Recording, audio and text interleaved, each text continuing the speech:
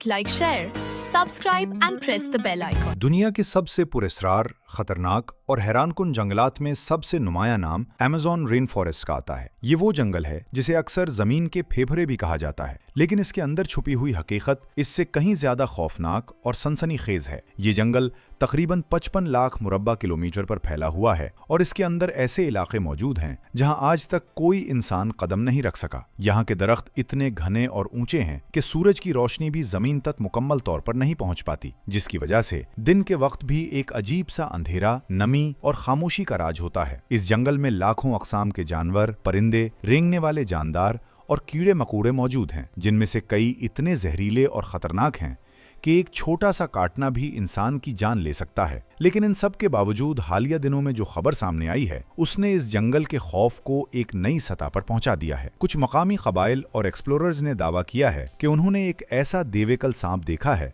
जो दुनिया के सबसे बड़े सांप यानी ग्रीन एनाकोंडा से भी तकरीबन 10 गुना बड़ा था। और अगर ये बात सच है तो ये दरियाफ्त न सिर्फ हयातियात के लिए एक बहुत बड़ा झटका हो गई, बल्कि इंसानों के लिए भी एक संगीन खतरे की अलामत हो सकती है। ऐनी शाहिदीन के मुताबिक ये वाकया जंगल के एक दूर दराज दरिया के किनारे पेश आया, जहां अचानक पानी में गैर मामूली हरकत शुरू हो गई। पहले तो सबने उसे किसी बड़े मगरमच्छ या एनाकोंडा की हरकत समझा, लेकिन चंद ही लम्हों बाद पानी की सतह पर एक बहुत बड़ा सियाह साया उभरने लगा, जो आम जानवरों से कहीं ज्यादा बड़ा और खौफनाक था। जैसे जैसे वो साया करीब आया, लोगों ने देखा कि वो दरअसल एक देविकल सांप था, जिसका सर पानी से बाहर निकलते ही एक छोटी कश्ती के बराबर महसूस हो रहा था। उसकी आंखें सुर्ख और चमकदार थीं और उसकी मोटी जिल्द पर अजीबोगरीब नक्श बने हुए थे। उसकी लंबी बॉडी पानी में इस तरह हरकत कर रही थी जैसे कोई बड़ा जहाज लहरों को चीरता हुआ गुजर रहा हो। कुछ लोगों ने खौफ के बावजूद अपने मोबाइल फोन से वीडियो बनाने की कोशिश की,